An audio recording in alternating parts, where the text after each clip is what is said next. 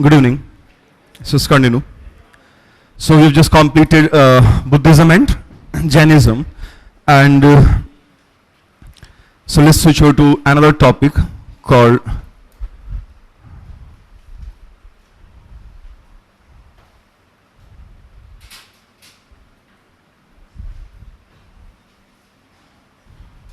Vaishnavism.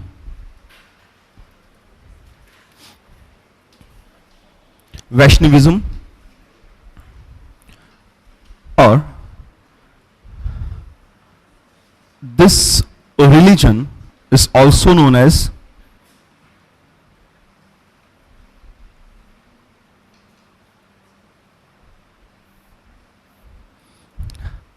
Bhagavatism. Vaishnavism or Bhagavatism. So what is Hinduism? Hinduism is not a particular religion. This is defined by the Honorable Supreme Court of India that Hinduism is a way of life, and it's not a religion. And even if we consider Hinduism as a religion, it includes, or it's a kind of umbrella term, and it's a bunch of religion. Hinduism is a bunch of religion, even if we consider Hinduism as a religion. And Hinduism includes Brahmanical religion, or religion of the Aryans, from 1500 before Common Era till the 6th century before Common Era, and even later. So Brahmanism.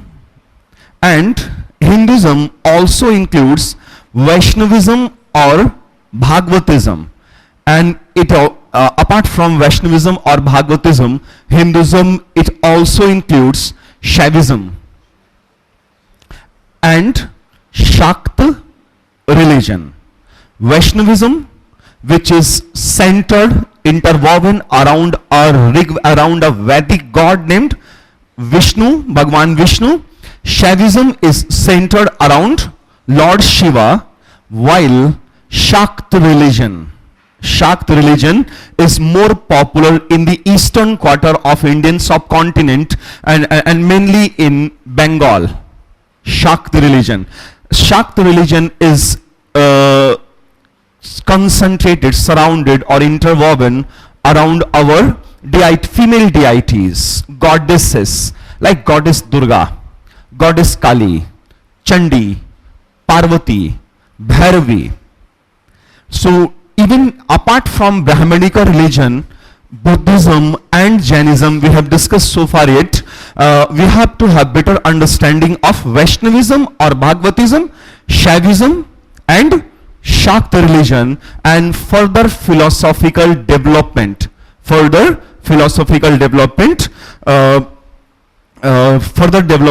our Upanishadic philosophy.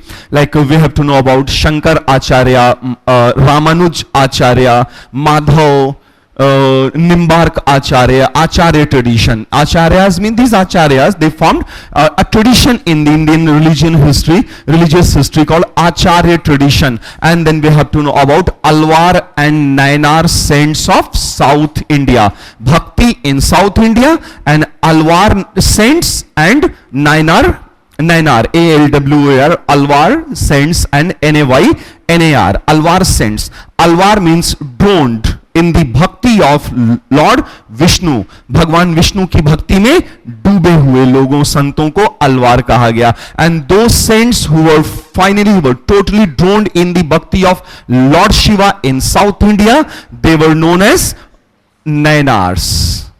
So we have 12 altogether. We have 12 Alwar saints and 63 Nayanar saints. So in fact we have two traditions, Acharya tradition and emotional tradition, related to the Hinduism or particular religion like Shaivism or Vaishnavism or Bhagavatism. So from 2nd century before Common Era and onwards during the subsequent ages. So from 2nd century before Common Era and mainly up to the 5th century common era over a period of 700 years. This period in the religious history of India was almost totally dominated by a particular religion called Buddhism.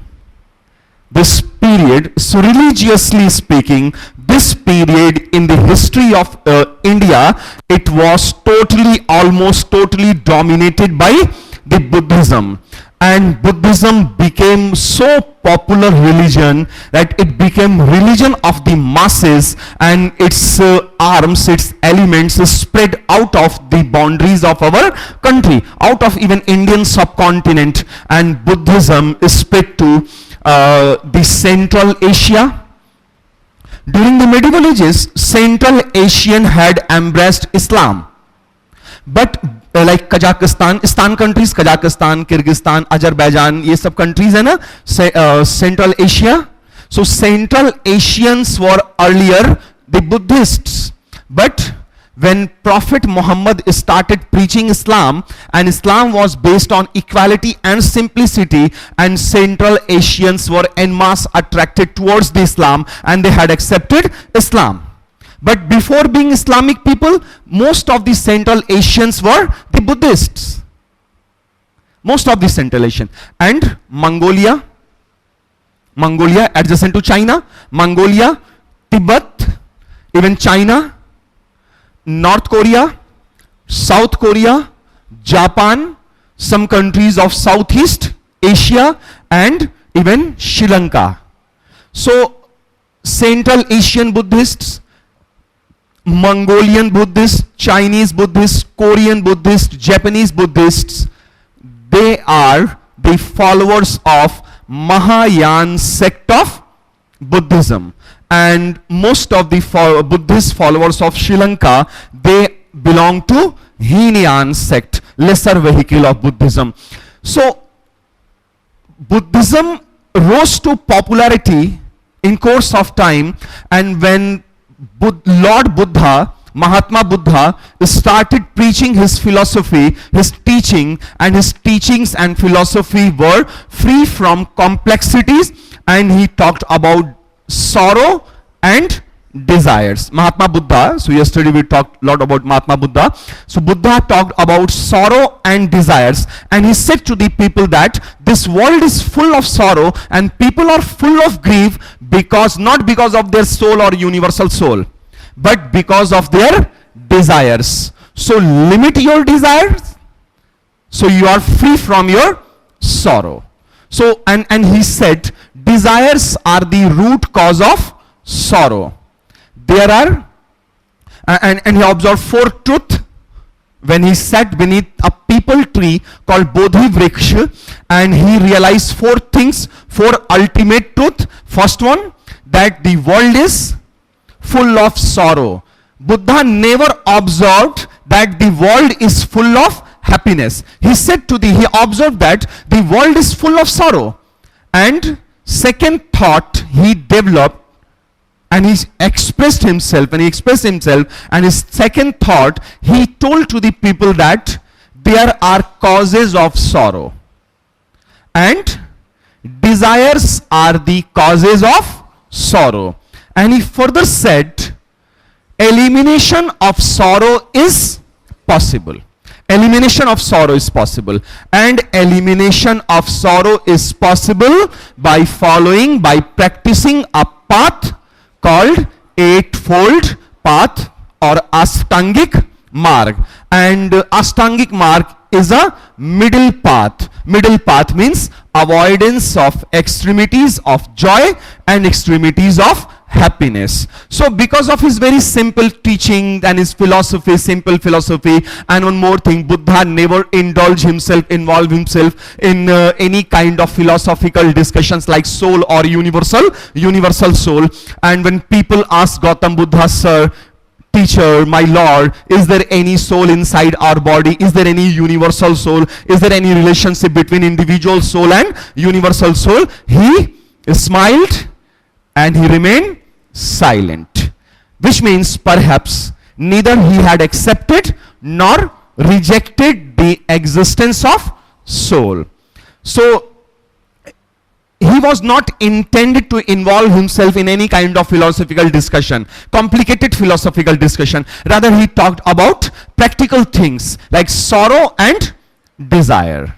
So he rose to popularity. His sect rose to popularity, and over a period of time, Buddhism became a religion.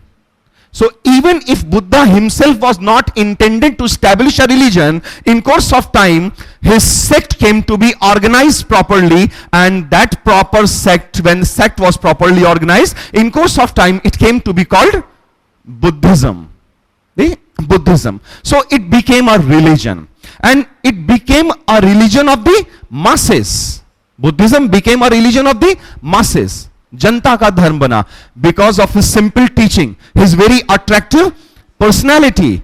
And another very important thing, Buddha preached in Pali, a form of Prakrit. And not only Buddha, his contemporary, another teacher, Mahavir Swami, he preached in Ardha Magdhi, hybrid Magdhi form of Pali, another form of Pali or Prakrit. So Buddhism rose to popularity, and Buddhism emerged, Buddhism evolved, or Buddhism emerged because of prevailing orthodoxy of the Varna system. Buddhism emerged, Jainism emerged because of prevailing orthodoxy of the Varna system. And when Shudras, Vaishyas and Shudras, they were assigned third and fourth position. Vaishyas and Shudras were given, they were assigned third and fourth position, and Brahmanas claimed topmost position in the social and religious hierarchy. And Vaishyas and Shudras, when they faced discrimination or an orthodoxy, and they were looking for another religion where at least they could claim equality. So they were looking for another religion, and Buddha established a sect or a religion, and because of simplicity and its principles of equality, egalitarian principles, large number of Vaishyas and Shudras were attracted en masse towards the Buddhism, but not towards the Jainism, because Jainism came to be based on extremities. Every time Mahavir Swami talked about or put excessive emphasis on ahimsa, excessive emphasis on truth. So because of extremities, Jainism never became religion of the masses, and because of simplicity, Buddhism became a religion of the masses. And Buddhism is because of rising popularity of Buddhism, Brahmanical tradition, Brahmanical religion of the Aryan itself was in danger. It was in danger because of rising popularity of the Buddhism. Brahmanical religion was in danger, and now to cope up this challenge, put forwarded before the Brahmanical tradition by the Buddhism, and mainly by the Mahayan sect of Buddhism. And what was that Mahayan sect of Buddhism? Much simpler form of Buddhism. Mahayan sect was so simpler form of Buddhism, even that Mahayanis, they left practicing eightfold path, है ना, कल हम लोगों ने discuss किया. They left practicing, Mahayanis left practicing eightfold path, and instead of practicing eightfold path, they introduced a new concept of Bodhisattvas. So, and Bodhisattvas, according to Mahayan philosophy, Bodhisattvas are the persons who are divine persons who are at the verge of attainment of nirvana or a state of highest bliss, but they are not going to do so unless or until every Buddhist or every person on this earth attains the status of nirvana, which means freedom from the vicious cycle of birth and rebirth. So now in order to save the mere existence of the Brahmanical religion, the Brahmanas, they came forwarded and they presented before the masses much simpler form of Brahmanical tradition, much simpler form of Brahmanical religion, and that simpler and improved form of Brahmanical religion is called Vaishnavism or Bhagavatism. So Vaishnavism or Bhagavatism is not a new sect or not a new religion. In fact, it's an improved version of the Brahmanical religion of Rig Vedic, later Vedic Aryans. Improved version. And this Vaishnavism or Bhagavatism was free from orthodoxy. Free from orthodoxy. And Bhagavad Gita was declared its main textbook. Bhagavad Gita. And in that sacred textbook, Bhagavad Gita, Lord Krishna says, even if a Chandal means Shudra, untouchable, outcast, even if a Chandal comes to my shelter full of bhakti and devotion, I would like to provide him freedom from the cycle of birth and rebirth. Which means even a Chandal means one who burns dead bodies at the cremation ground. जो शमशान घाट पे मुर्दे जलाते हैं उन्हें चांडाल बोला जाता था. And earlier, according to the Brahmanical tradition, a Chandal was deprived of all of its religious rights. But Vaishnavism says that even a Chandal is entitled to have moksha. This means this religion now came to be based on equality and free from prevailing orthodoxy of the Brahmanical religion. So Vaishnavism or Bhagavatism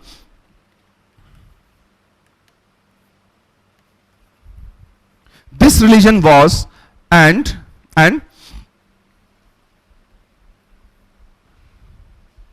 improved religion, improved version of the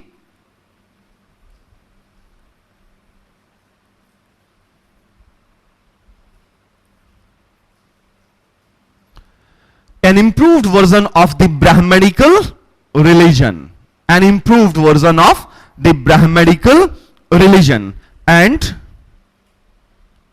free from, and it was free from orthodoxy. It was free from orthodoxy and came to be based on, and free from orthodoxy and came to be based on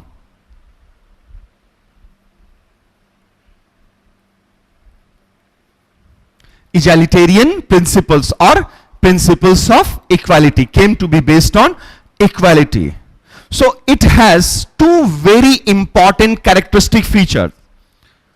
First one, free from orthodoxy, and it preached equality.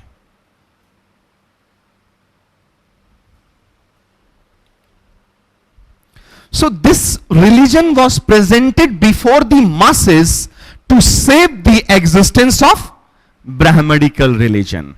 Okay, and this religion was centered around a Vedic deity named Vishnu, भगवान विष्णु. उनको बीच में centre में रखा गया.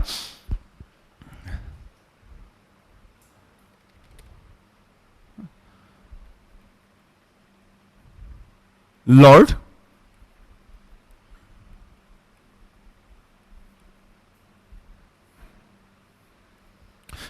Vishnu was declared main deity of this newly emerged, newly established, newly founded religion.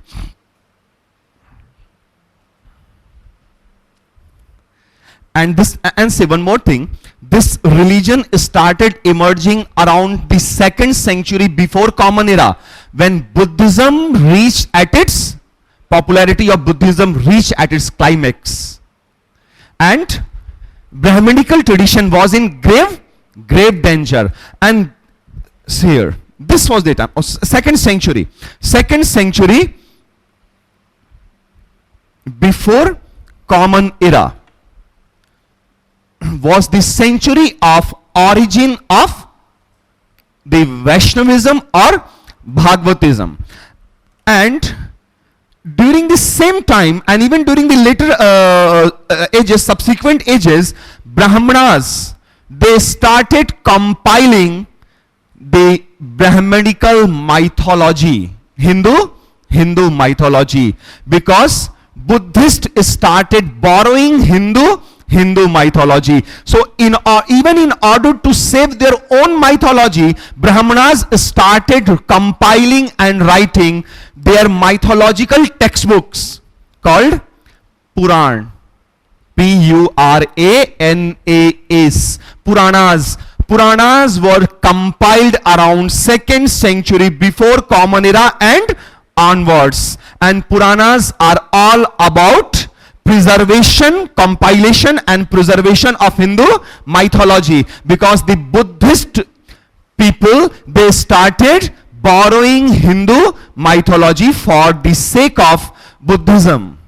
तो Buddhist लोग Hindu mythology लेने लगे थे, तो इन्होंने सोचा कि अपना माइथोलॉजी प्रिजर्व कर लेते हैं. So in order to preserve their own mythology, some of the Brahmanas, they started compiling, they started preserving their own mythology, and their mythology is called Puran. Puran, literal meaning old narratives, पुरानी कहानियां, प्राचीन आख्यान, पुरानी कहानियां. कहानियां मतलब mythology. So Hindu mythology is largely based on the Puranas compiled by the Brahmanas during the 2nd century before Common Era and onwards. Okay. So we have a historical evidence. We have a historical evidence in favor of worship of a deity, worship of a local deity, and he was Bhagvat Vasudeva. There was a deity locally worshipped in Madhya Pradesh, mainly at Vidisha, Ujjain and adjacent areas. A local deity was worshipped by the people of Vidisha and Ujjain, and he was not the Aryan deity, Bhagvat, and he was Bhagvat Vasudeva. Bhagvat Vasudeva. So around 2nd century before Common Era, a deity was worshipped locally at Vidisha.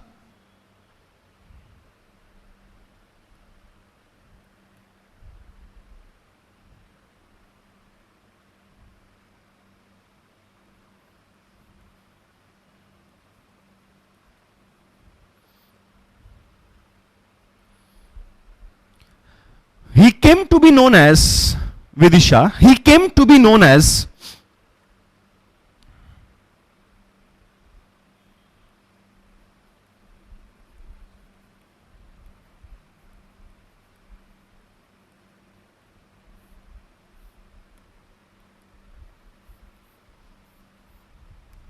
Bhagvat Vasudeva. He came to be known as Bhagvat Vasudeva. Right, further, it was to this deity,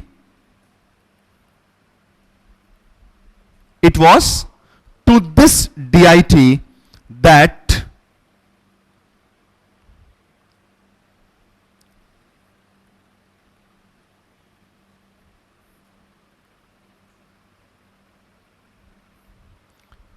so this fact is mentioned in old edition of NCERT written by Professor Ramcharan Sharma. So it was to this deity that base Nagar column is a stone pillar, erected at Vidisha, erected at Vidisha. इसका history में बताता हूं, अभी पहले लिख लेते हैं ना। It was to this deity that Besnagar column was, Besnagar column was erected by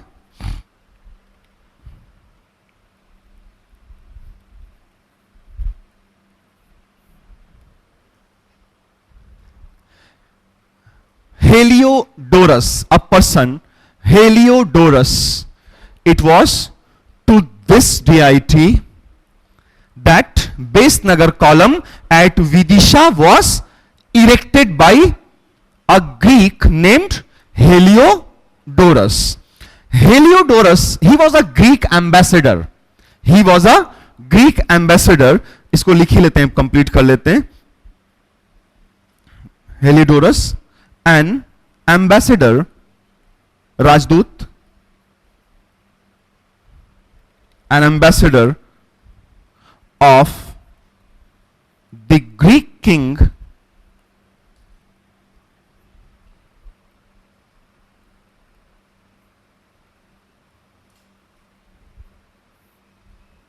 Antiochus.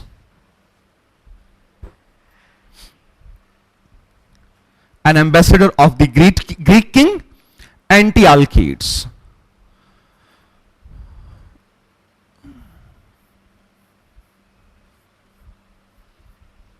So Antiochus, during the postmodern period, Antiochus was a Greek king.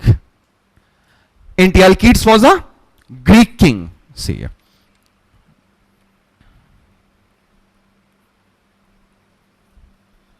Antiochus. He sent his ambassador named Heliodorus. Ambassador. His ambassador Heliodorus. Heliodorus reached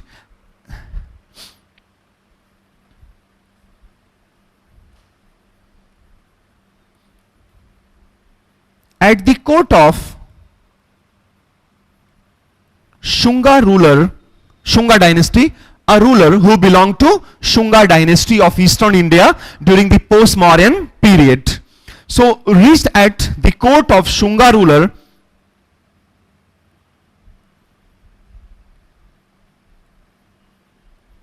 Bhagbhadra. Shunga ruler Bhagbhadra. So Antiochus was the Greek king.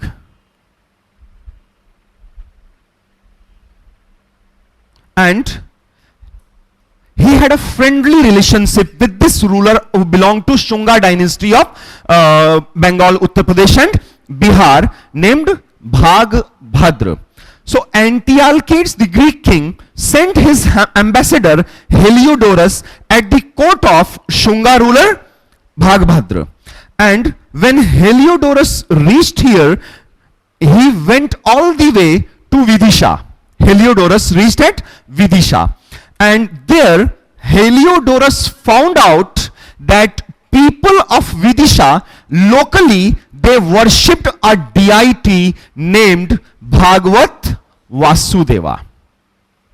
Heliodorus was very much impressed by the worship of Bhagavat Vasudeva, and to bestow respect upon the god Bhagavat Vasudeva, Heliodorus erected a stone pillar at Besnagar called Garud Stambh. Besnagar column, which is also known as Garud Stambh. So Heliodorus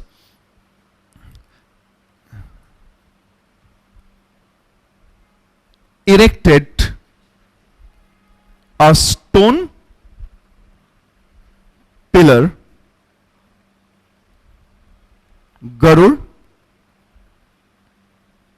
Stambh, which is also known as Besnagar column.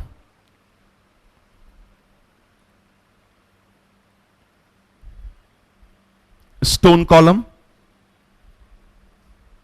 So still erected at the same place. And it was erected 2200 years ago, before. So this evidence, this historical evidence, is the earliest evidence of worship of Bhagavad Vasudeva. So this is the earliest or the oldest evidence of worship of Bhagavad Vasudeva.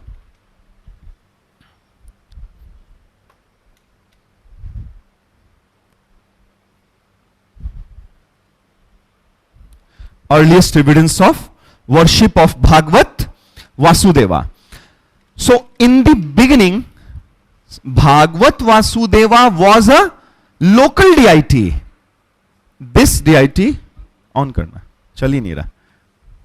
This deity was not included in the list of deities of the Aryans, but Brahmanas, they associated this deity Bhagavad Vasudeva with that of the Aryan deity named Vishnu. So Bhagavad Vasudeva came to be associated with the Aryan god Vishnu. Vasudeva, Bhagavad Vasudeva came to be associated with the Aryan god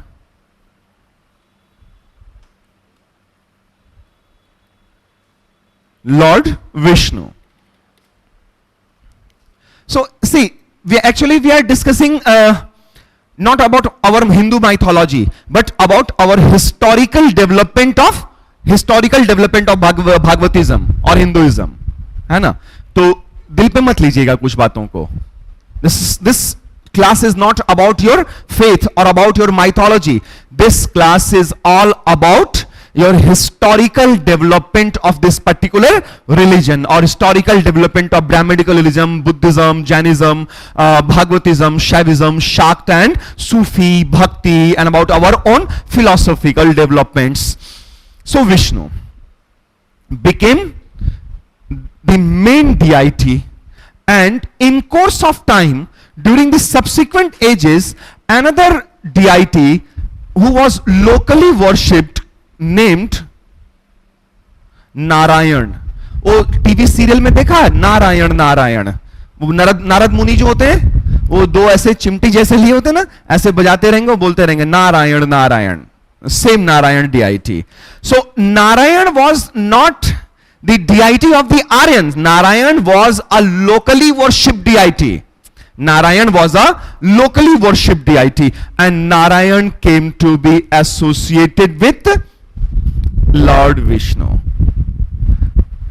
And not only Narayan, a deity was widely worshipped in the western parts of Uttar Pradesh, Mathura, Agra and adjacent areas. Krishna. Krishna was a locally worshipped deity, and Krishna was also associated with Lord Vishnu. And in the regions of eastern Madhya Pradesh, not eastern, sorry, western Madhya Pradesh, Malwa, western Madhya Pradesh, a deity was worshipped, people locally worshipped a deity named Varaha, Varaha Dev, the boar, Varaha Dev, eastern Malwa. वो मालवा प्लेटी है ना, eastern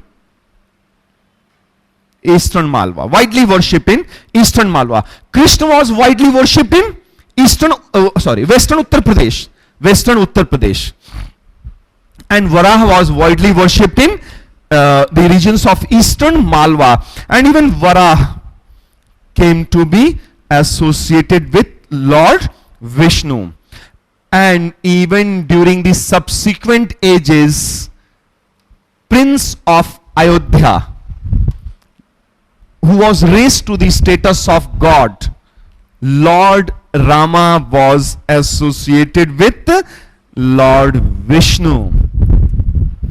And in this way, Vishnu ji, Lord Vishnu became the supreme deity, supreme god of Vaishnavism, which is also known as Bhagavatism because of Bhagavat Vasudeva. So from and all these processes had happened from 2nd century before Common Era up till 6th century Common Era. So for the कितना साल हो गया? 200 साल उधर, 600 साल इधर, 800 years, over a period of 800 years. So in course of time, right from next paragraph, in course of time,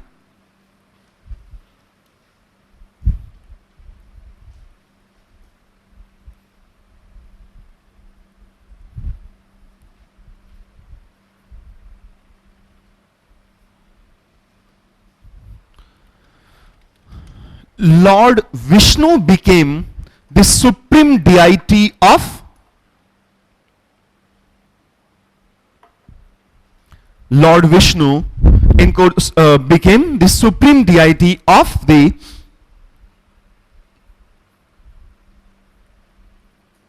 Vaishnavism or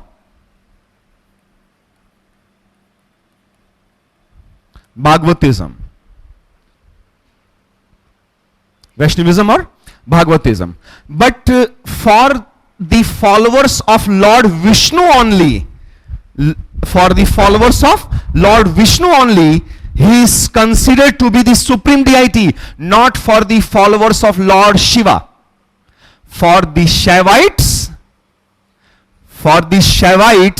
Lord Shiva is the supreme deity and not Lord Vishnu. So my hometown is Varanasi. And so even if I am a Muslim by my religion, I have eternal relationship with Lord Shiva. Every Banarasi, irrespective of religion or faith, Banaras में चाहे मुस्लिम हो चाहे हिंदू, वो Lord Shiva से एक eternal emotional attachment रखता है. And it's a fact. आप वहां जाएंगे तो आपको खुद फील हो जाएगा. सो भारत रत्न उस्ताद Bismillah Khan, so once he said in an interview, he said while he started practicing Shehnai at the ghats of Banaras, every time he observed Lord Shiva and not Khuda, because for Bismillah Khan, Khuda and Shiva are identical. So he had never differentiated between Allah and Shiva. So for the Vaishnavites, Lord Vishnu is the supreme deity and source of all the things and source of this universe as well. Lord Vishnu, according to this mythology, Vishnu Puran, according to Vishnu Puran and according to Bhagavad Gita, Lord Vishnu resides in a primal ocean. Kshir Sagar, on a bed of 1,000-headed snake, Sheshnag. In his sleep, a lotus emerges from his navel, and demiurge Brahma resides on that lotus, and he creates the universe. Brahma ji is responsible for creating the universe according to Vishnu Puran, Bhagavad Puran and this one. क्या बोला था अभी मैंने तीसरा text? Bhagavad Gita, Srimad Bhagavad Gita. Brahma ji is responsible for creating the universe, but once this universe is created, Lord Vishnu awakes from his sleep and rules the universe. Sri Vishnu ji is also considered to be the ruler of the universe. Brahma ji, the creator, Vishnu ji, the ruler and lord of destructive forces, Lord Shiva, is responsible for destroying the universe if it's required. So during the subsequent ages, during the Gupta period, around 4th and 5th century common era, there emerged a new concept of religion in the Hinduism, a concept of Trinity, a concept of Trideo, while three deities came to be considered as supreme deities of the Hinduism. Brahmaji, the creator, Vishnuji, the ruler of the universe, and Mahesh or Lord Shiva, the destroyer. ऐसे develop हुआ religion. So right, next subheading, Lord Vishnu. This topic is important for your PT examination. Lord Vishnu. And right here, to the Vaishnavites,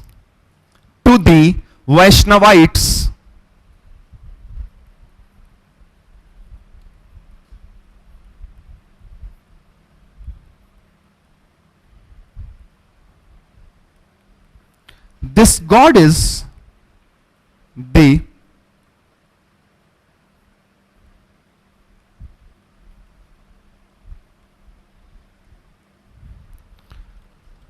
source of the universe. This God is the source of the universe and of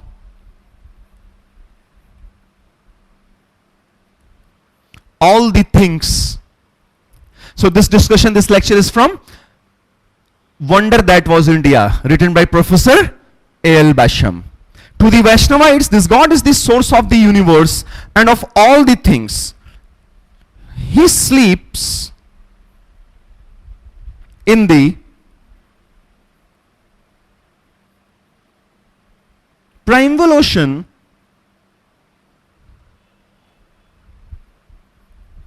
on the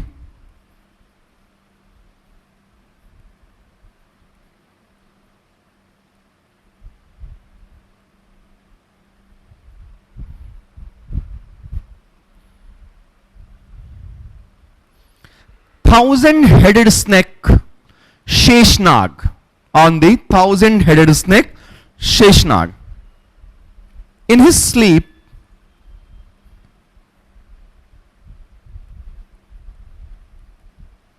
a lotus grows from his navel, and in the lotus is born the demiurge Brahma.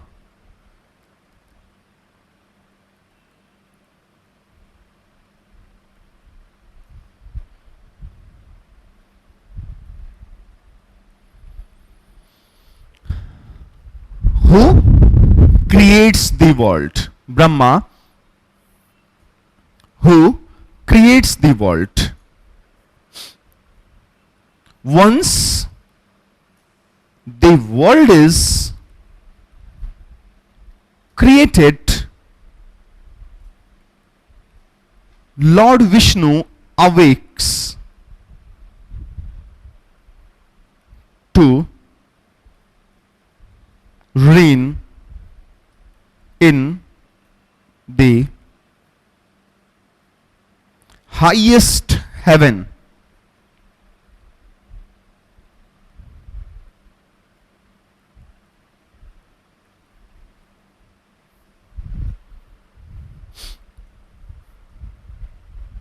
Vaikunt, in the highest heaven, Vaikunt.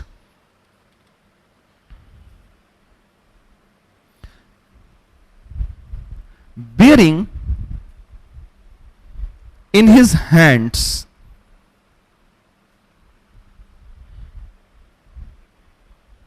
his emblems or symbols.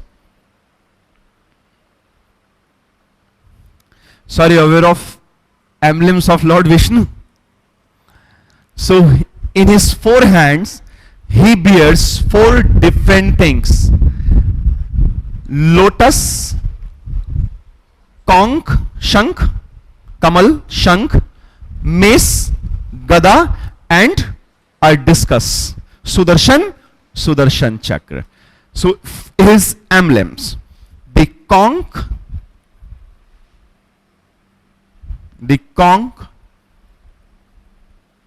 discus, mace, and lotus. Wearing the holy jewel called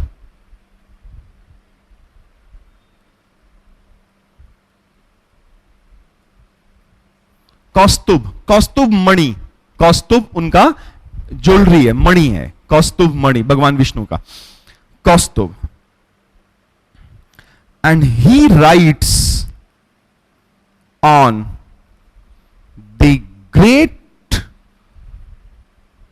eagle Garud,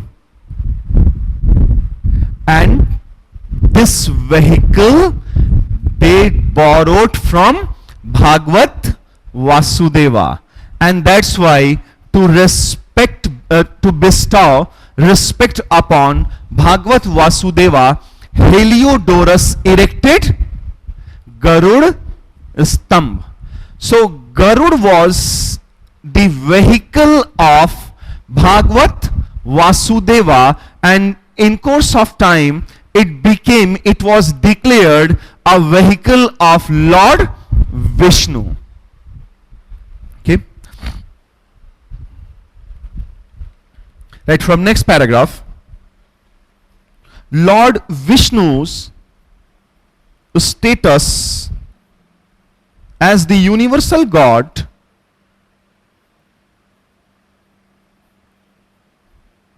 Lord Vishnu's status as the universal God, of whom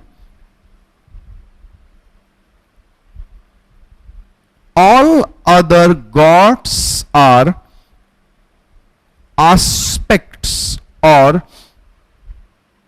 emanations,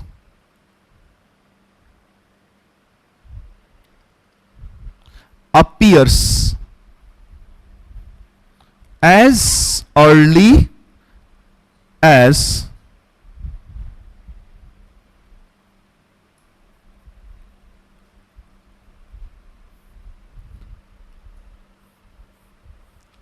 Bhagavad Gita, as early as Bhagavad Gita, which means Bhagavad Gita for the first time declared Lord Vishnu as the supreme deity, and all other deities according to the Bhagavad Gita are the manifestations or aspects of Lord Vishnu. And that's why I said to you people that for the Vaishnavites only, this God is the supreme God, and not for the Shaivites or not for the followers of Shakta religion. Shaivites हमेशा Lord Shiva को supreme मानेंगे, है ना. वैष्णवाइट्स विष्णु जी को supreme मानेंगे. And on several occasions before the 18th and 19th century, on several occasions Vaishnavites and Shaivites fought with each other to declare their own deities as the supreme deity of the Hinduism. So several clashes broke out among the followers of Shaivism and Vaishnavism. So Bhagavad Gita almost spontaneously became the main or central textbook of this emerging religion. And Bhagavad Gita declared Bhagwan Vishnu the supreme deity. And for the first time we came across this concept of incarnation, of Lord Vishnu. So concept of incarnation of Lord Vishnu is for the first time mentioned in Bhagavad Gita, and there is a shlok given in Bhagavad Gita in Sanskrit, yada yada hi dharmasya glanir bharat abhyuthanam adharmasya tadatmanam सृजाम्यहम.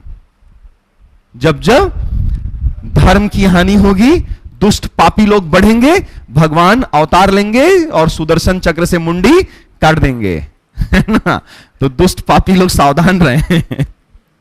So concept of incarnation of Lord Vishnu for the first time mentioned in Bhagavad Gita. But we know that altogether there are 10 incarnations of Lord Vishnu, and 10th incarnation of Lord Vishnu known as Kalki, Kalkin, Kalki incarnation is yet to be incarnated. जब पापियों का घड़ा भर जाएगा, दुष्ट पापियों का, तब अभी भगवान एक बार और अवतार लेंगे.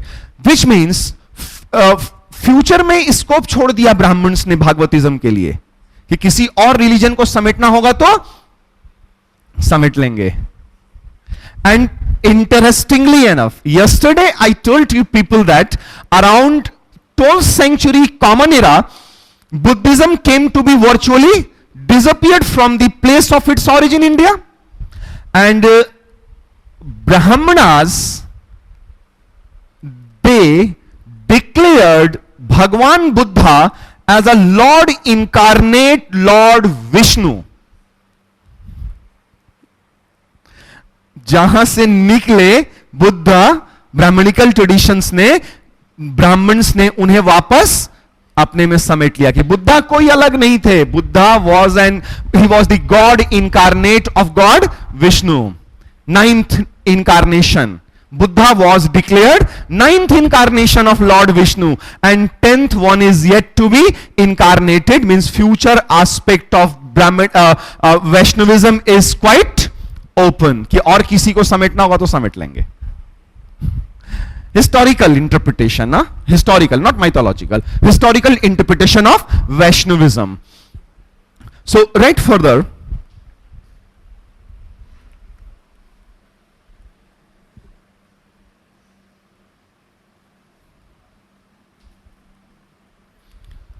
the earliest version of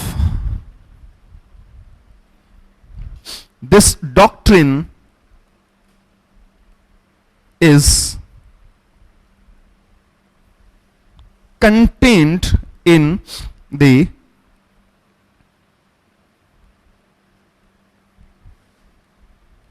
Bhagavad Gita, where in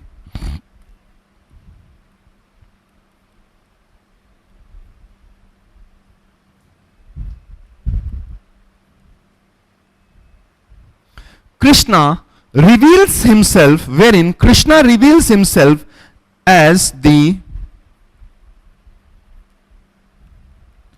ever active Godhead incarnate. Ever active Godhead incarnate. So in the Bhagavad Gita, Lord Krishna himself declared that he was the God incarnate, God Vishnu. And while Lord Krishna at the battlefield, he preached to Arjun, and there he said, तो Arjun depress हो गया था ना, attempt नहीं, first attempt में नहीं हुआ उसका, अर्जुन का, तो डिप्रेस हो गया. तो उसको लॉर्ड कृष्णा ने समझाया कि क्या डिप्रेस होते हो, ये जिसको मारने के लिए तुम दुखी हो रहे हो, कौन किसको मारता है, कोई मरता वरता नहीं है, है ना. अपना गांडीव, वो धनुष उठाओ और मारो अपने नाते रिश्तेदारों को, क्योंकि कोई नाते रिश्तेदार नहीं होता युद्ध भूमि में. ऐसा बोला ना, पूरा उपदेश दिया. और फिर भी अर्जुन नहीं कन्विंस हुआ, तब भगवान कृष्ण को असली रूप में आना पड़ा.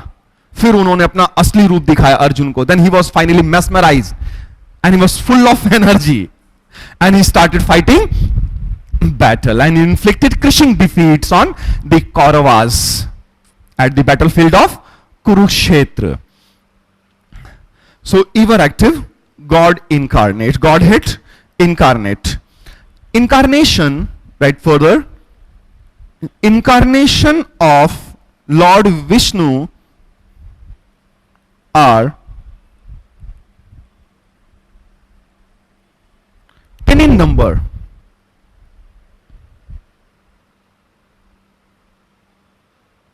So this complete list of, right in bracket, complete list of all the 10 incarnations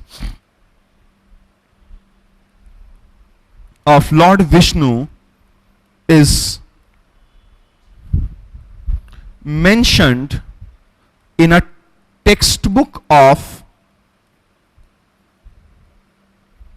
12th century Common Era entitled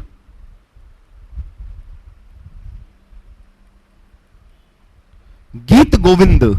Geet Govind means songs of Lord Krishna. Geet मतलब song. गोविंद कृष्ण जी को गोविंद भी बोला गया है.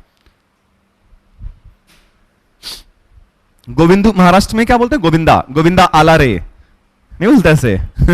Govinda means Govind, Krishna, Krishna. So 12th century Common Era entitled Geet Govind, written by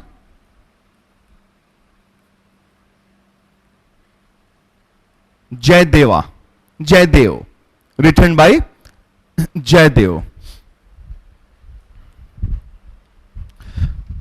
So concept of incarnation is for the first time mentioned in the Bhagavad Gita, but complete list of all the 10 incarnation of God Vishnu is for the first time mentioned in Geet Govind, written by Jayadev. And these are as follows. First one,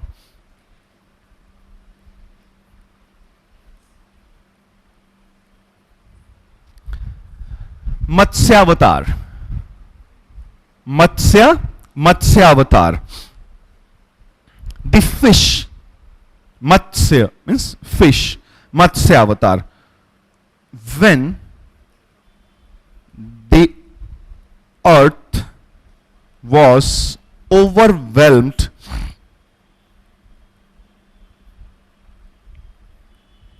by a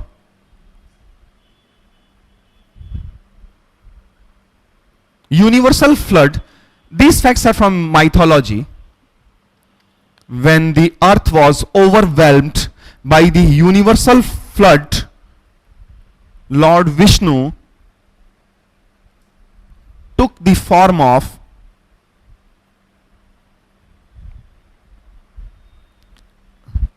a fish, saved Manu and his family and Vedas, and they call that Muslims are the descendants and people are the descendants of Adam and Hawa, Adam and Eve. So actually Islam is largely based on Christianity.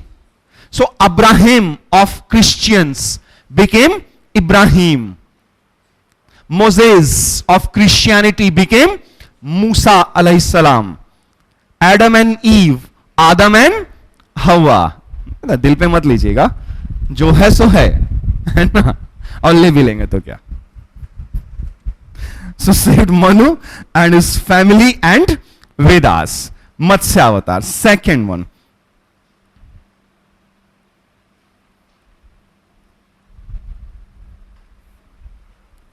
किसी दिन पीटा जाऊंगा नहीं बाहर पक्का. कुछ Orthodox Islamic लोग मिलेंगे, बहुत धोएंगे मेरे को मालूम है मुझे. कूर्मा बजाओ चलीजिएगा आप लोग ना. कूर्मा अवतार, द टॉर्टॉइज. कूर्म, टॉर्टॉइज, कूर्म अवतार. So right here, many divine things were lost in the universal flood.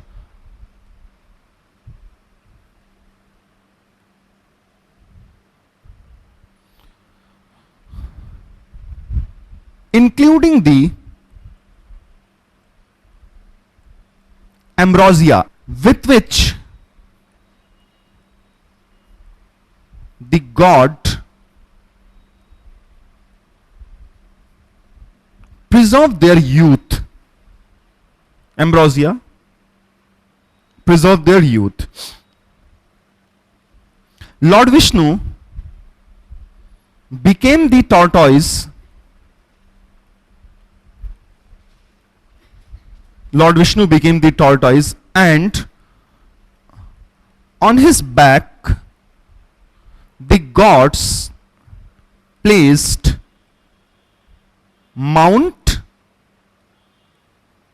Mandar and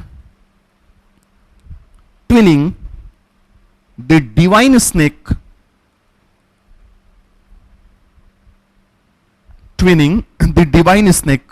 Vasuki, and the mountain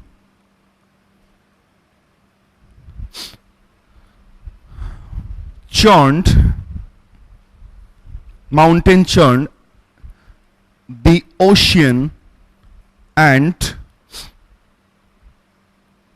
emerged ambrosia.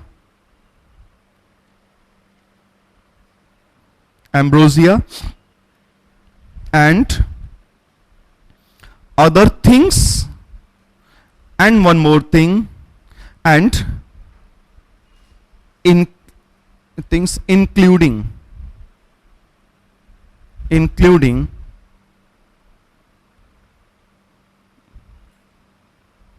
goddess Lakshmi जी भी प्रकट हुई, and she was married to God Vishnu. She was goddess Lakshmi and she was married to God Vishnu. So मत्स्य अवतार, sequence याद रखिएगा, यही पूछेगा अवतार, कहानी नहीं पूछेगा, तो मैं बता दे रहा हूं आपको बस. Matsya, Kurma, Varaha. Matsya, Kurma, third one Varaha, the boar, Varaha अवतार.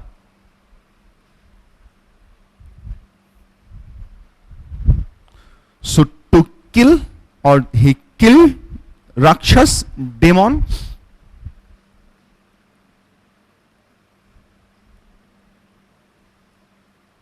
Hiranyaksha, and raised the earth on his tusk. Varaha avatar. And fourth one, man lion.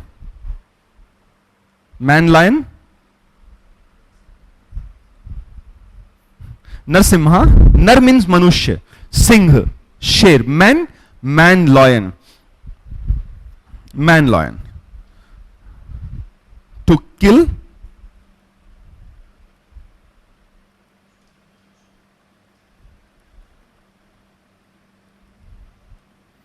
Hiranyakashipu, to kill Hiranyakashipu. Vamana avatar, Vaman, the dwarf, Vaman avatar.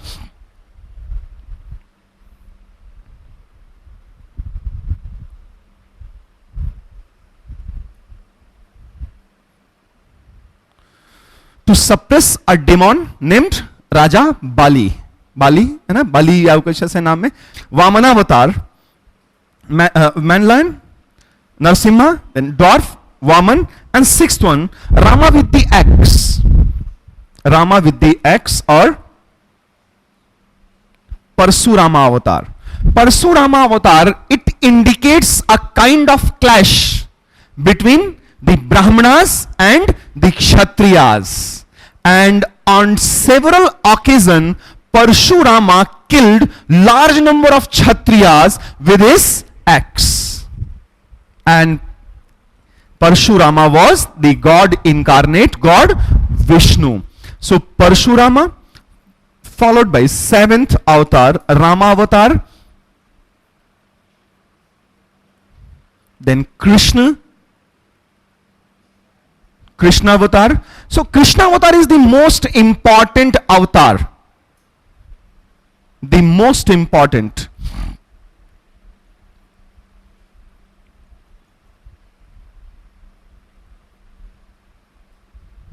Incarnation of God Vishnu.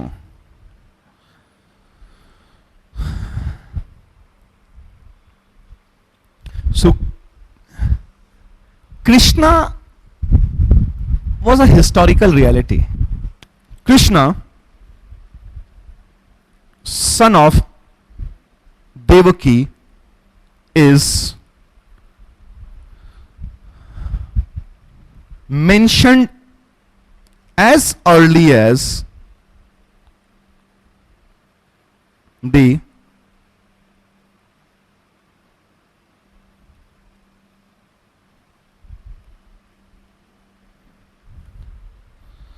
Chandogya Upanishad, as early as the Chandogya Upanishad. And while we were discussing about the Vedic literature, I told you people that Upanishads were composed during the 7th and 6th centuries before Common Era. And after 6th century before Common Era, when the Aryans had invented their own script called Brahmi and Kharosthi script, entire Vedic literature was reduced to writing on palm leaves. ठीक है ना? तो ये evidences हैं हमारे पास कृष्ण जी के. 9th. So curiously enough, Buddha. So finally, even Lord Buddha was assimilated within the Brahmanical tradition or Hinduism. Buddha.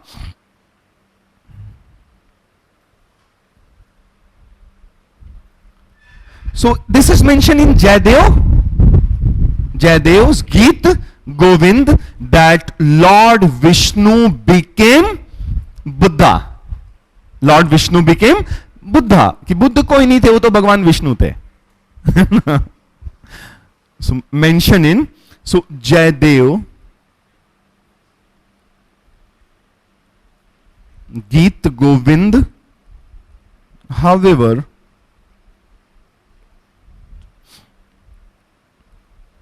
which contains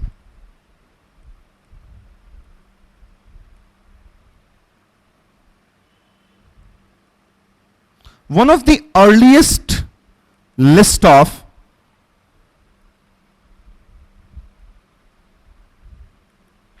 incarnations, states that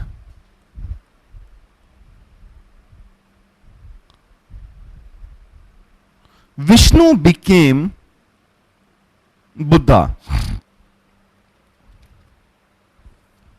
Vishnu became Buddha.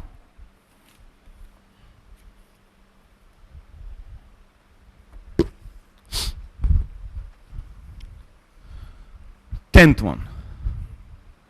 Last one. Kalki. The incarnation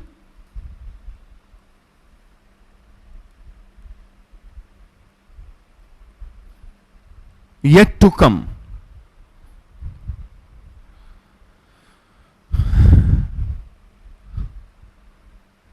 At the end of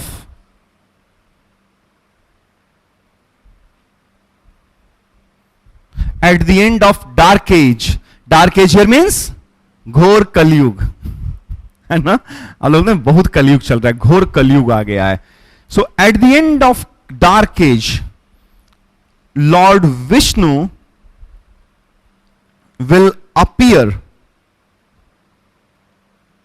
in the form of a man mounted on a white horse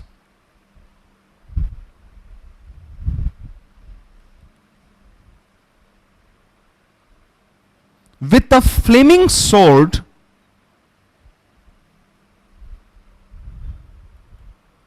in his hand,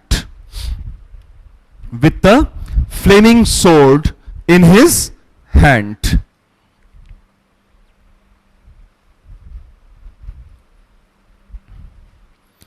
So a list of all the 10 incarnations of Lord Vishnu.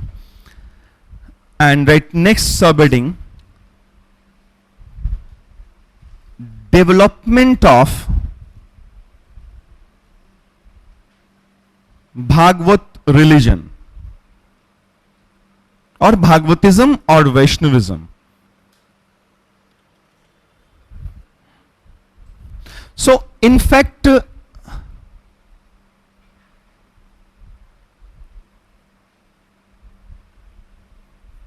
Brahminical religion, है ना, Brahminical religion of Rigvedic and later Vedic period from 2nd century before Common Era and onwards came to be known as Bhagavatism. Because Bhagavatism or Vaishnavism is an improved version of the Brahminical religion. And this religion is based on a very important concept of bhakti. So very important, this concept of bhakti is very important, and this explanation is important for a mains examination. Right here, concept of bhakti means first aspect of bhakti, complete and desireless devotion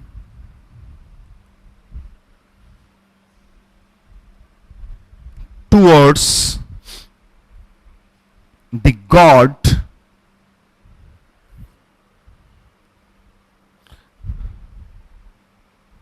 This concept is known as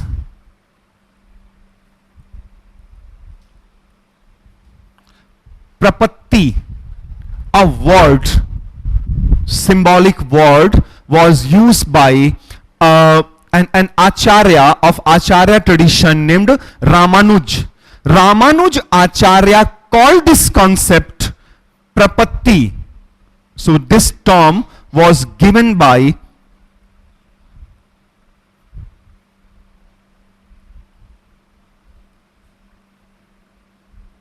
Ramanujacharya in the beginning years of 11th century Common Era, later on. And second,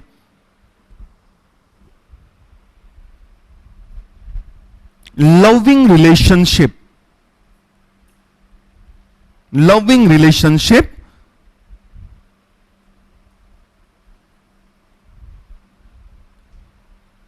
towards the God.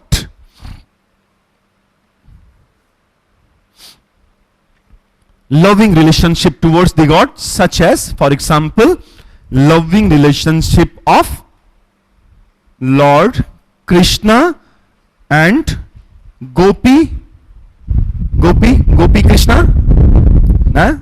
So this relationship of Lord Krishna with so many gopis, it indicates kind of relationship between the worshipper and the worshipped, between the worshipper Bhakt and Bhagwan, and Krishna and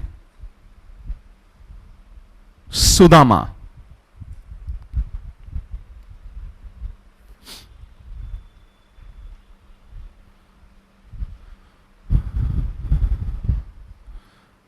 So right from next paragraph,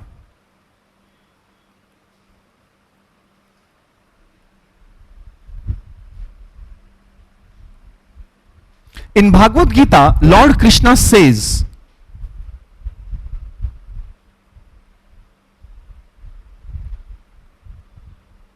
in Bhagavad Gita, Lord Krishna says,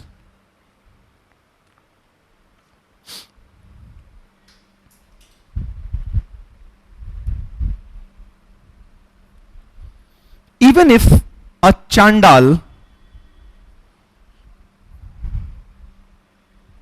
comes to my shelter,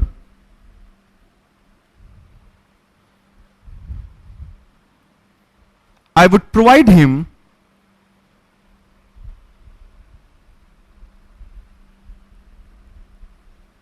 complete freedom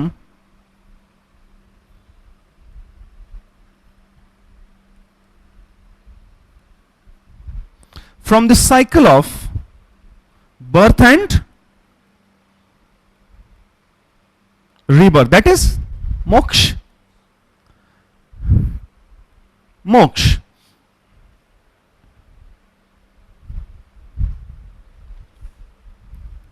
So, to get moksha, Lord Krishna suggested to practice bhakti. And day before yesterday, I told to people about the basic philosophy of Upanishad. There is an universal soul called Brahma. Universal soul called Brahma. And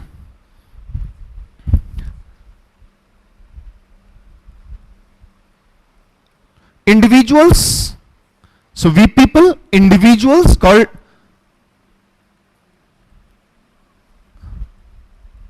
individual soul or yes, Atma, Brahma and लिखा ब्रह्मन है, पढ़ते हैं ब्रह्म है, ब्रह्म and आत्मा. And an individual is the manifestation of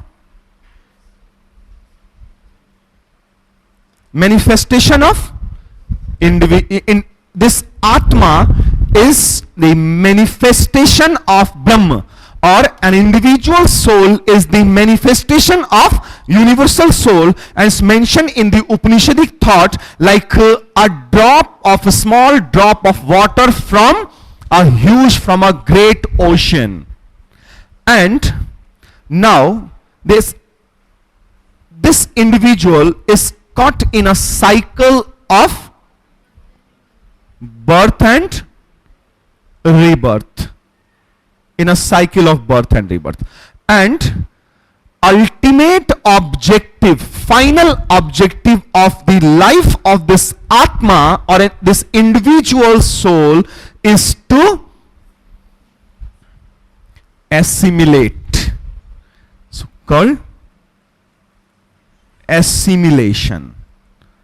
And once this individual soul is assimilated into the universal soul, he or she is not going to have any more birth, and he or she is totally free from this vicious cycle of birth and rebirth. And this is what we know as moksha. Moksha means freedom from the cycle of birth and rebirth. And Upanishads suggested 3 ways to get the status of moksha. Gyan Marg, Janan Marg phonetically, and it's pronounced as Gyan Marg. With emphasis more on attaining knowledge. Knowledge of what? Knowledge of the exact nature of universal soul and of individual soul, and knowledge of ultimate objective of our life. This kind of knowledge. Gyan Marg, Karma Marg and Bhakti Marg. So Upanishadic philosophy emphasized more on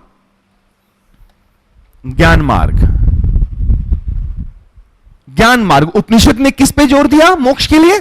ज्ञान पर प्राप्ति करिए, ज्ञान के through आप मोक्ष प्राप्त कर सकते हैं. To get the status of moksha, complete freedom from the cycle of birth and rebirth. But this philosophy, इसमें क्या बोला गया? So if you want to get freedom from the cycle of birth and rebirth, as such there is no need to get knowledge but भक्ति. Knowledge वॉलेज से काम वो छोड़िए, जाने दीजिए. आप बस भगवान के शरण में आइए, चरण पकड़ लीजिए, भगवान आईएएस बना दो. यही है भक्ति ना. लेकिन मन में इच्छा लेके गए तो भक्ति तो नहीं हुआ ना. Desireless and complete devotion, desireless devotion before the God is called bhakti. So when you are full of desires and then only you are approaching your God, this is what we not known as bhakti. ये भक्ति ही नहीं है. Fundamental concept के against हम लोग जाते हैं भक्ति में. भगवान को लड्डू लेके जाते हैं, भगवान को चढ़ावा लेके जाते हैं, भगवान को सोना चढ़ाते हैं. भगवान को सोना नहीं चाहिए, भक्त का भाव चाहिए. भगवान लड्डू खाने के लिए थोड़ी बैठा है ना. So lord Krishna, while Lord Krishna says in Bhagavad Gita, so even if a Chandal comes to my shelter full of bhakti, I would like to provide him freedom from the cycle of birth and rebirth. इस line का मतलब क्या हुआ? बहुत सारे meaning छुपे हुए इसमें. कौन कौन से? इसका इस लाइन को इंटरप्रेट कर देते हैं ना. Interpretation of this statement stated by Lord Krishna. Lord Krishna क्या बोल रहे हैं? ब्राह्मण लोग लॉर्ड कृष्णा के मुंह से बुलवा रहे हैं. First one, interpretation of this statement. First one,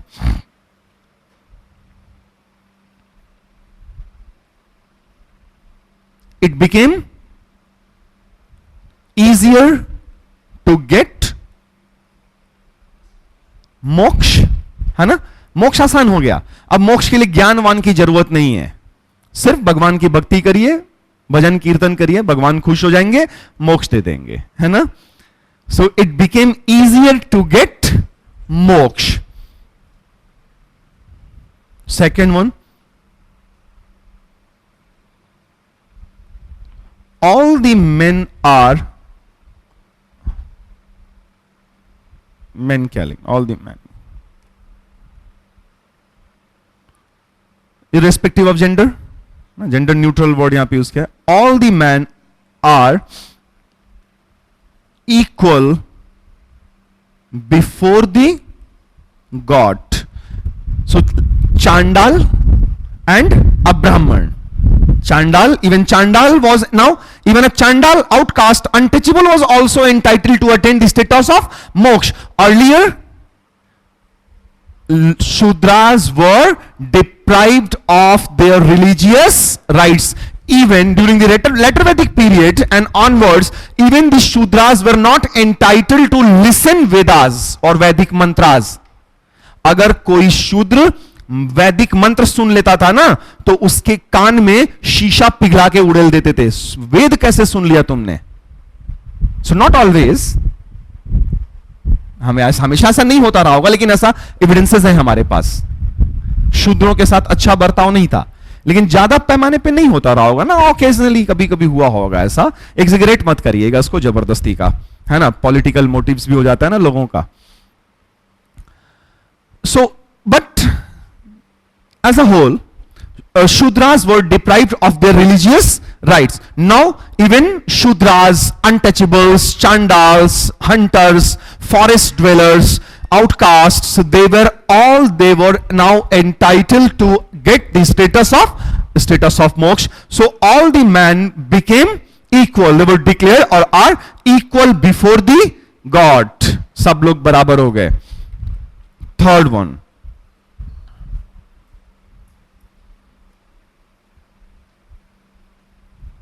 moksha was now available for all, है ना. अब मोक्ष सबको मिल सकता था. It was now available for all, which means it was like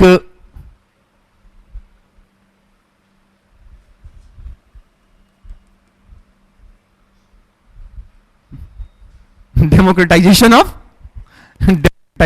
moksha, when it was available to all.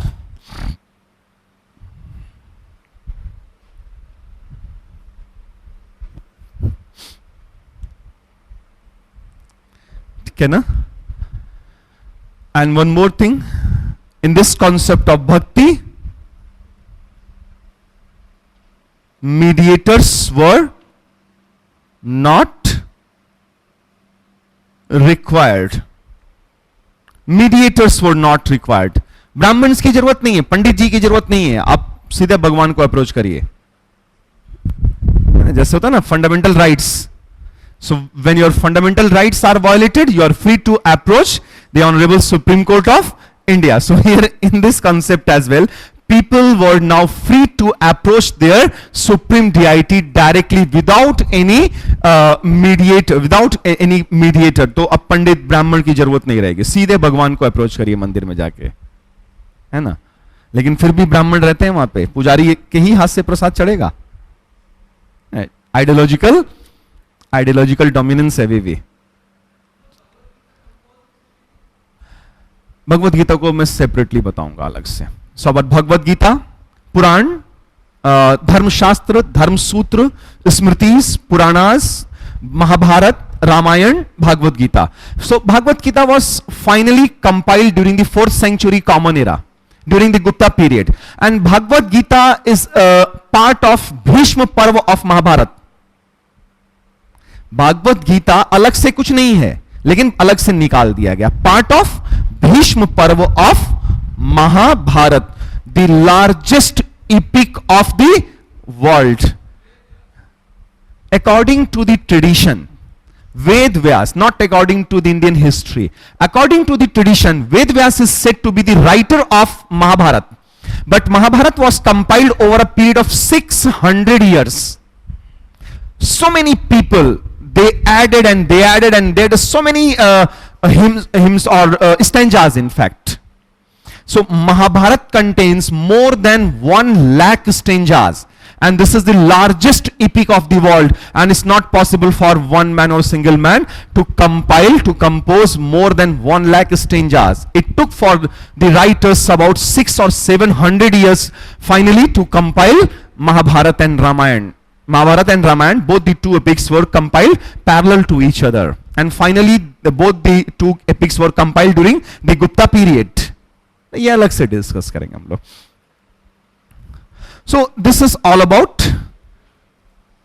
origin and development of Bhagavad religion or Vaishnavism. So right, next one.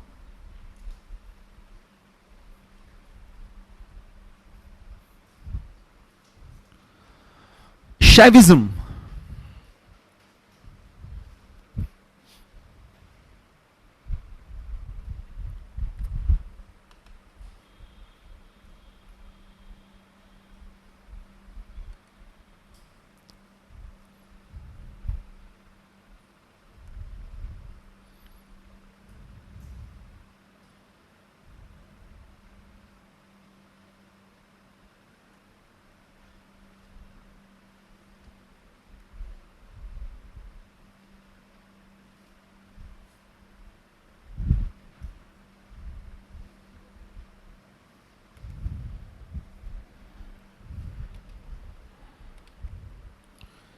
So during the discussion, while we were discussing about the Harappa civilization, I told you people about this particular seal, or which is also known as Pashupati seal, and this seal was found at Mohenjo-daro in the year 1922. When Mohenjo-daro mound was excavated under the supervision of John Marshall, the then Director General of Archaeological Survey of India, ASI, Archaeological Survey of India, and the excavation was performed by R.D. Banerjee. And R.D. Banerjee and others, they recovered the seal from the excavation. And John Marshall, he observed the seal, and John Marshall gave this name, Pati means Pashu, beasts. Pati, Lord of the beasts. And John Marshall observed striking similarities between this deity, this deity depicted on the Pashupati seal, and Lord Shiva or Pashupati Mahadeva of later Hindu mythology. This deity is wearing a three-horned structure, sitting cross-legged in the meditation posture and surrounded by the animals from all the three sides. Tiger, elephant, water buffalo, and rhino, and two antelopes beneath the feet. And this characteristic feature, these characteristic features resembles to that of Pashupati Mahadeva or Lord Shiva of later Hindu mythology.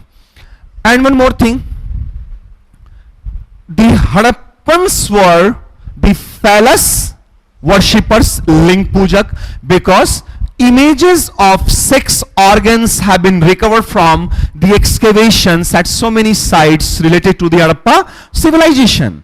So Hadappans were phallus worshippers, and Hadappans also depicted humped bull, kubadwala sant, on the seals, and humped bull is the most depicted animal on the seals we have recovered from the excavations.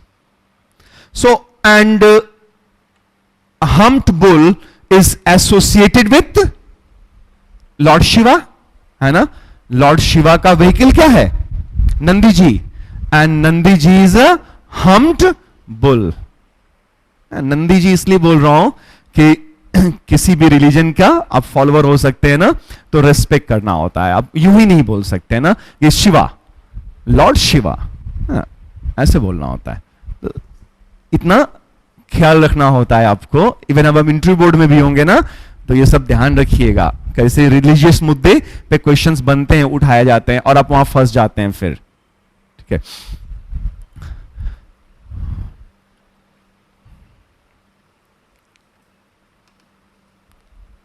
So right here,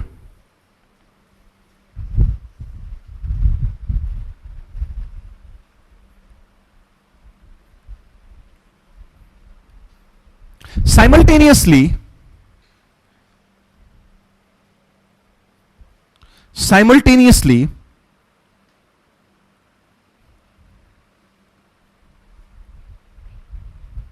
a fertility god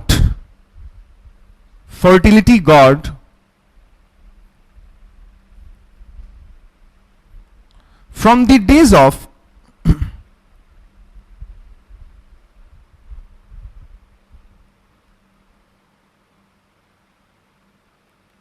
Harappa civilization, simultaneously a fertility god from the days of Harappa civilization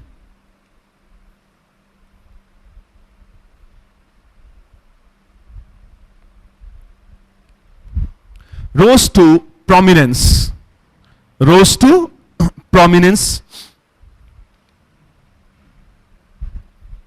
This was Lord Shiva.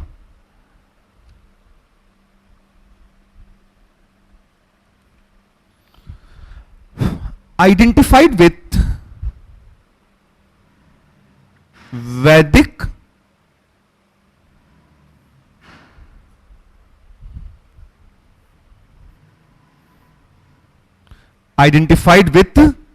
god Rudra, the god of destructive forces. So during the Rigvedic period, from 1500 before Common Era till 1000 before Common Era, the Aryans, they worshipped several deities. They started personification of natural phenomena, and they also practiced henotheism or कैथेनोथेज्म. ये सब हम लोग discuss कर चुके हैं ना, henotheism और कैथेनोथेज्म.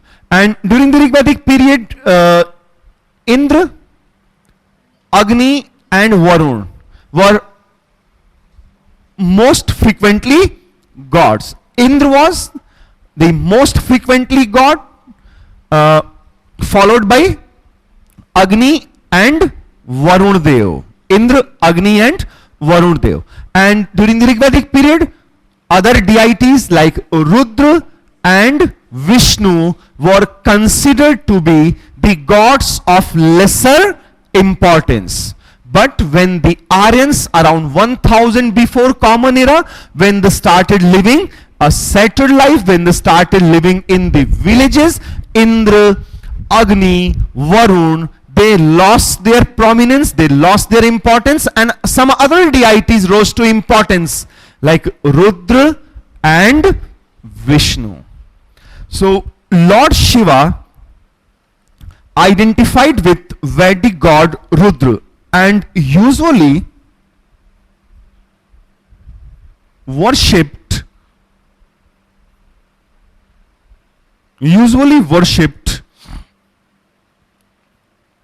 in the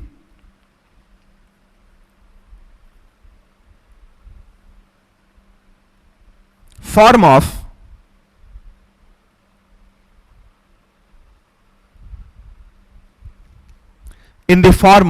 phallic emblem, Ling Puja, in the form of phallic emblem. With Lord Shiva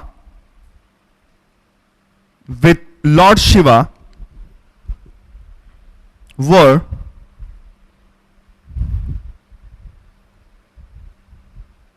later associated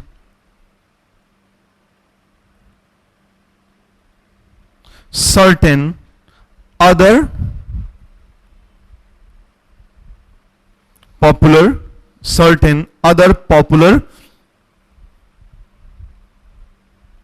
divinities such as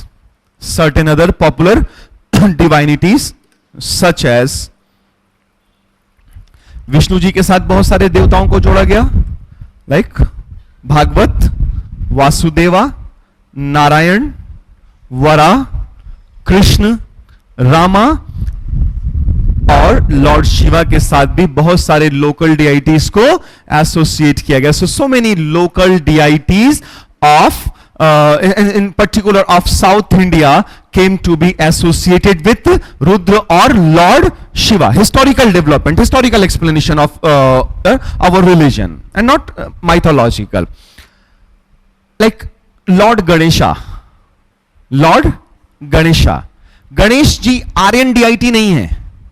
Lord Ganesha was widely worshipped in the Marathwada regions, and when the Aryans from North India, they started penetrating into the South India, South Indian deity, Deccan areas and South Indian deities were associated with the Aryan deity Lord Shiva, which also indicates Aryanization of South India.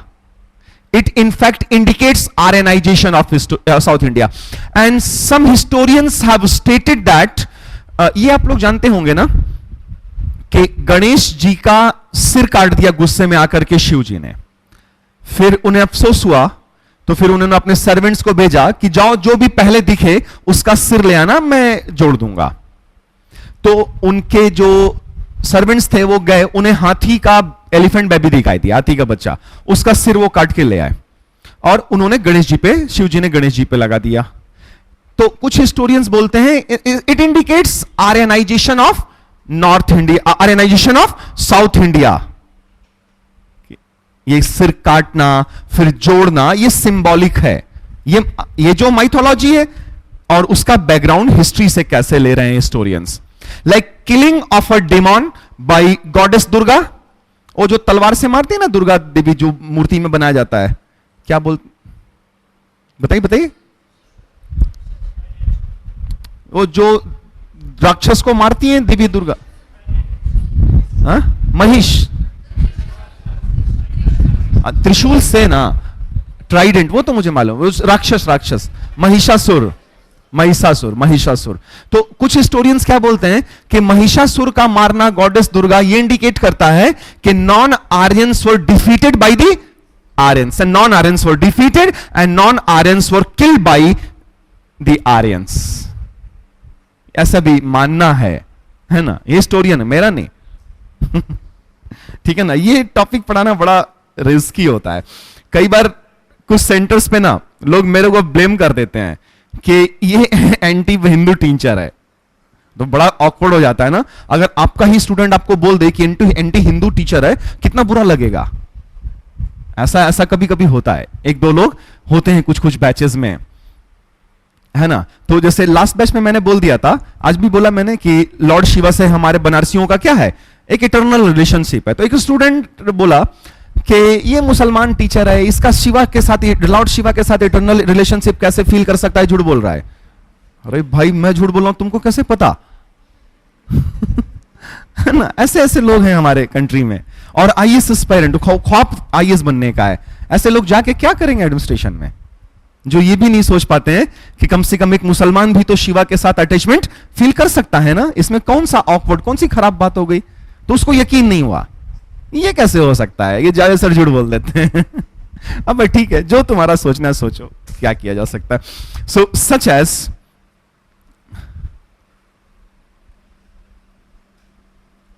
Lord Ganesha and Skand, Lord Ganesha and Skand। Ganesh ji को बोला जाता ना शिव जी के बड़े बेटे, और स्कंद को, गणेश जी छोटे, माइथोलॉजी में आता है। Right further, at the end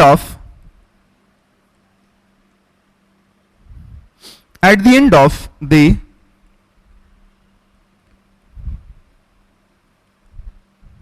Gupta period,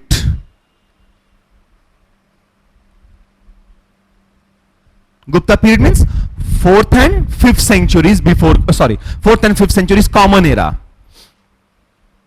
At the end of Gupta period, goddesses rose to prominence. Goddesses rose to prominence together with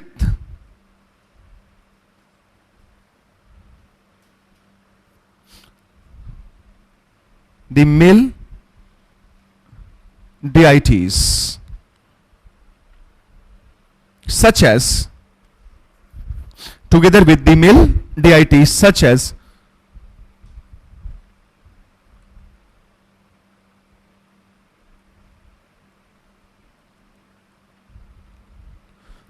Goddess Parvati and Lord Shiva.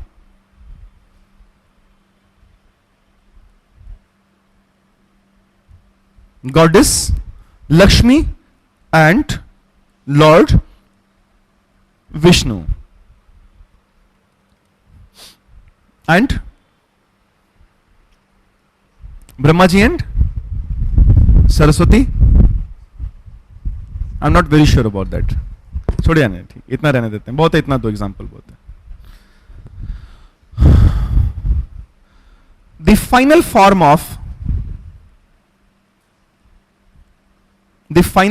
of Hinduism, the final form of Hinduism. Now Hinduism, it includes Brahminical religion, Bhagavatism, Shaivism, and religion interwoven around the goddesses called Shakt religion. So the final form of Hinduism was largely the result of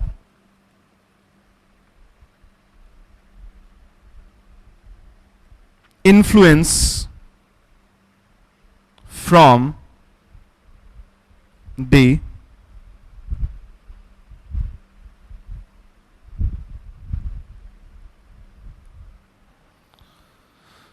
Dravidian South. From the Dravidian South, like Ganesha and Murugan, Subramanyam, Kartikeya, Skand, ऐसे बहुत सारे देवता. Next one, another, the mother goddess, Shakt religion, the mother goddess.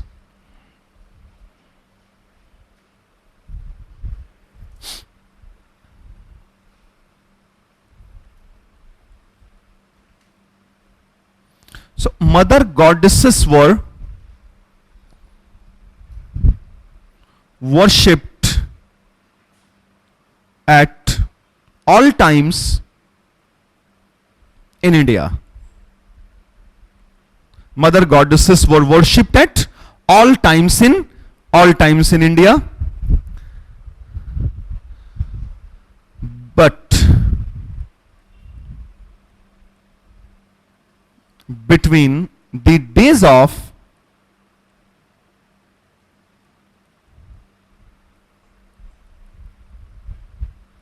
Harappa civilization and the Gupta period, which means from 2600 or even before, हम लोग यहां ले सकते हैं 3000 से ले लेते हैं, कोई दिक्कत नहीं ना. 3000 before common era up till 5th century common era, है ना. तो 3000 साल उधर और 500 साल उसके बाद 3500. But between the days of Harappa civilization and the Gupta period, the cult of goddesses attracted little attention. Attracted little attention from the learned and influential.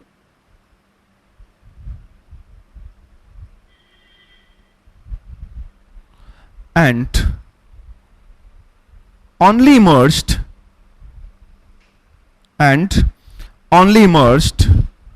from obscurity. Emerged from obscurity means rose to importance,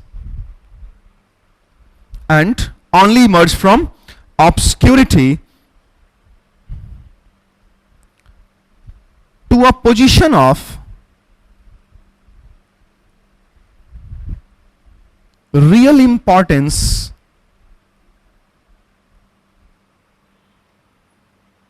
in the Middle Ages. Emerged from obscurity to a position of real importance in the Middle Ages. So in the Middle Ages means from the pre-medieval period, from 6th or 7th centuries common era and onwards, that the cult of goddesses attained some importance, and we have evidences to prove this notion.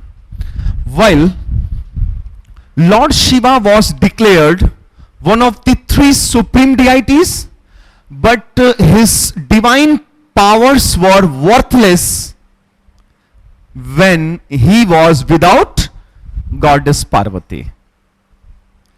तो goddess वाले cult ने ये बोला कि अच्छा ठीक है, शिव जी supreme होंगे, लेकिन होम मिनिस्टर तो पार्वती जी ही हैं, और बिना होम मिनिस्टर के तो शिव जी चल ही नहीं सकते हैं.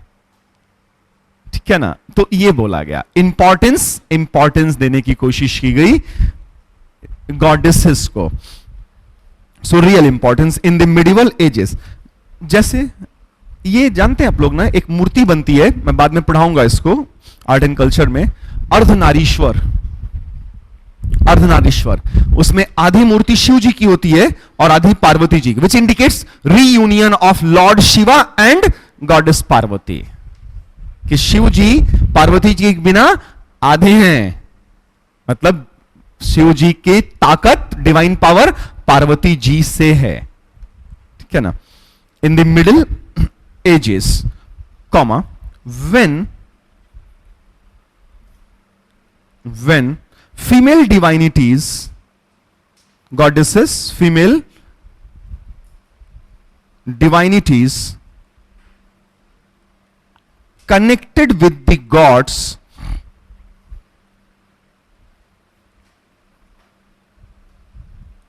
as their spouses, wife,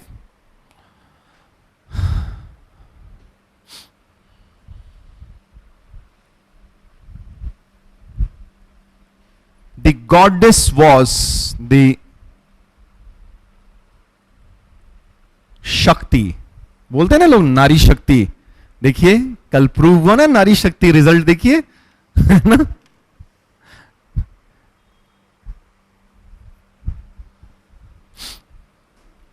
The goddess was, even जो हम लोगों की स्टूडेंट हैं वो दोनों भी, जो ज्यादा रैंक में है वो दोनों भी गर्ल्स हैं. सौम्या 4th रैंक और इला त्रिपाठी 51st रैंक. जो ध्येय का 2 बड़ा रैंक है, दोनों ही गर्ल्स का है. नारी शक्ति जिंदाबाद. The goddesses was the शक्ति.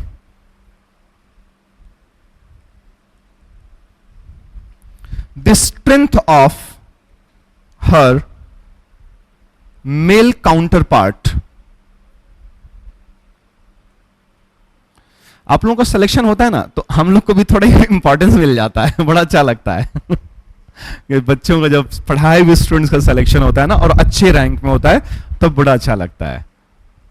तो कुछ कुछ चैनल वाले हम लोग को भी अप्रोच करते हैं कि सर जरा इंटरव्यू दे दीजिएगा. तो एक कॉल आया मेरे पास, बड़ा अच्छा लगा. पहली बार सेलिब्रिटी वाली फीलिंग आई. IBN 7 वाला एक चैनल वाला था, उसने कहा सर आपका इंटरव्यू लेना है. मैंने कहा मैं तो ऑर्डिनरी आदमी, टीचर हूँ, मेरा इंटरव्यू किस बात का. नहीं सर, वो आप लोगों के स्टूडेंट्स बड़े सेलेक्ट हुए हैं. हाँ ये तो है. सर कब मिलिएगा. मैं कहा जब कब, मैं तो खाली बैठा हूँ. जब बोलो आ जाओ. So anyway, the goddesses was the Shakti, the strength of her male counterpart. It was thought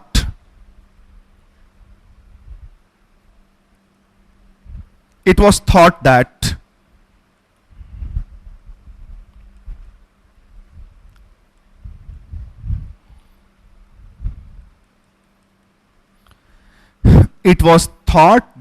the god was inactive. It was thought that Lord Shiva was inactive without the goddess Parvati. Lord Vishnu was inactive without the goddess Lakshmi. So God was inactive, है ना? It was thought that the God was inactive and transcendent while his female counterpart, यहीं से शायद है ना better half. शायद यहीं से कॉन्सेप्ट है. वाइफ को लोग क्या बोलते हैं? माई better half. So inactive and transcendent while his female counterpart was active and immanent.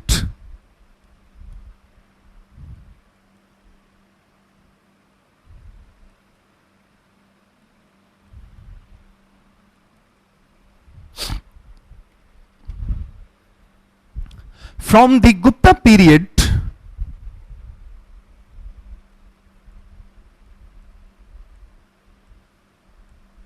means from 275 up to 550 Anno Domini or Common Era. From the Gupta period onwards, the mother goddess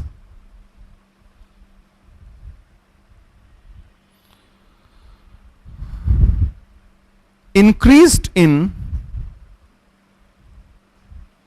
importance and still strong in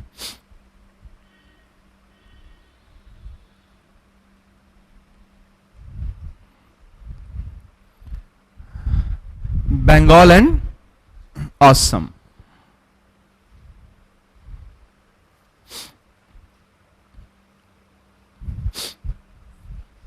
Bengal and Assam.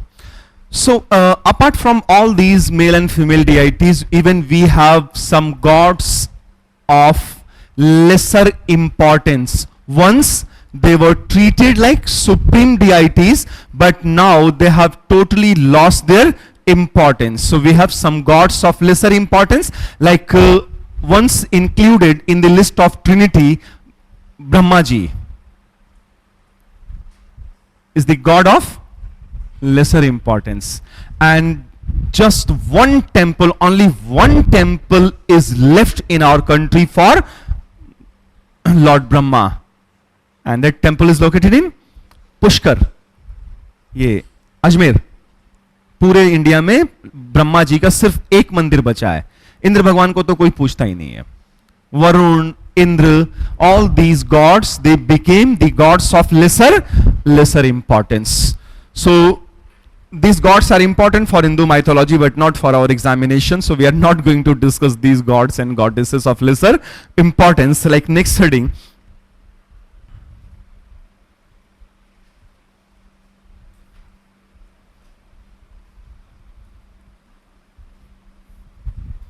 Hindu cosmogony, Hindu view of universe, cosmology, cosmogony.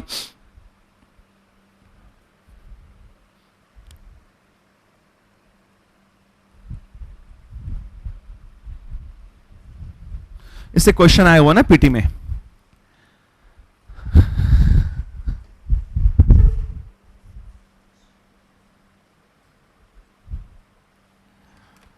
So wait for 5 minutes. मेरे एक friend आए हुए हैं, बस 5 minute. कहीं जाइएगा नहीं आप लोग ना, उनसे मिल लेता हूँ, फिर कहीं भी नहीं जाएगा, हिलिएगा भी नहीं, जहां बैठे वहीं बैठे रहिएगा.